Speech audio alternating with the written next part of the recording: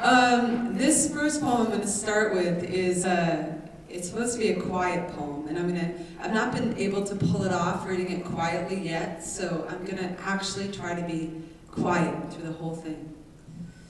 It'll be a miracle. Are you folks in the back, do you feel close enough? Because if you feel like you want to move your chairs like up to the side, you're allowed to do that too. If you like being back there, you do what you want to do, but you can move your chairs.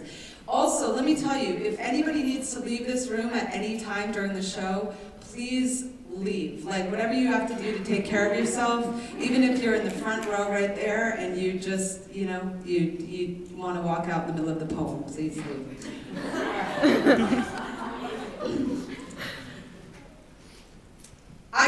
Oh, you're coming up, nice.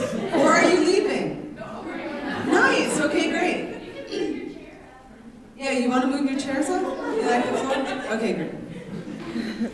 I love how we're all just getting comfortable. It's living room lighting in here, so it feels that way. If you all expected me to be professional, it's not going to happen. I get panic attacks when I'm being looked at. I get hungry in crowds. I eat potato chips to crunch away the noise. Noise is not noise if I am the one who is in control of what's loud. I am a lot 3 years old. You can't see me if I close my eyes. You have no idea where I am. I guarantee I am somewhere thinking about the people who choose the middle seat on an airplane. When our elbows touch, my heart goes so fast, I dare myself to not pull away. It's the point of life. Don't let anyone tell you different. The point of life is increasing the amount of time you can get your elbow to stay. My joy likes to run from my body quick as it can. I've been practicing holding it. The way you practice holding your breath at the public pool. I can do about half a lap before my panic freaks out on its little red whistle. My panic is not a lifeguard, but you can't tell my panic that. My panic Googled how to give CPR to yourself. Despite how it might look, I was raised right. My father is a good man. When I asked him why he stayed 3 years in Vietnam, he told me the Army offered him a free trip to France if he stayed the extra year. When he left the room, my mother said, "No, Andrea, that is not true. Your father stayed the extra year so his brother wouldn't have to go." When I came out to my family, they took me to a psychiatrist to get my head fixed. The psychiatrist said, "You are not responsible for your family's happiness." But my father's brother is a happy man. It was a lot to lose. I never nightmared so much as I did those years.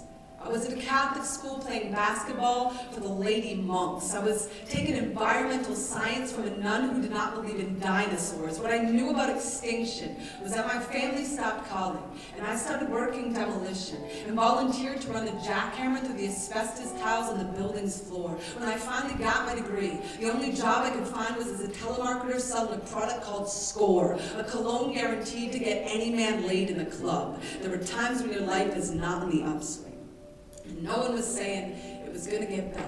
When they said straighten up, they meant straighten up.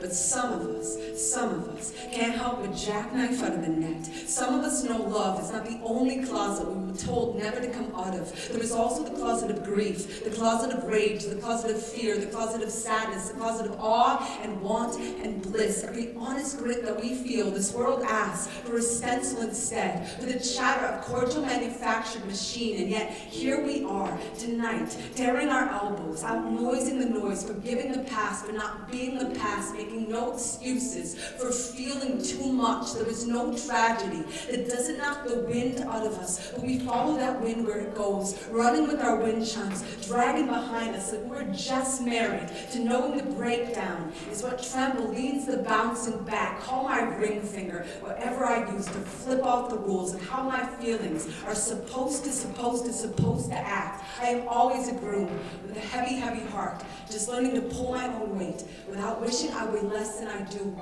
Knowing brave is a hand-me-down suit from terrified as hell. Dress me in whatever will get me through the door of my heart. Get my faith in us under your skin. Hold my stubborn in the palm of your free. Tell whoever is sitting beside you tonight, thank God you never got braces. Your bite looks like a city skyline. I bet you leave that kind of mark on the world.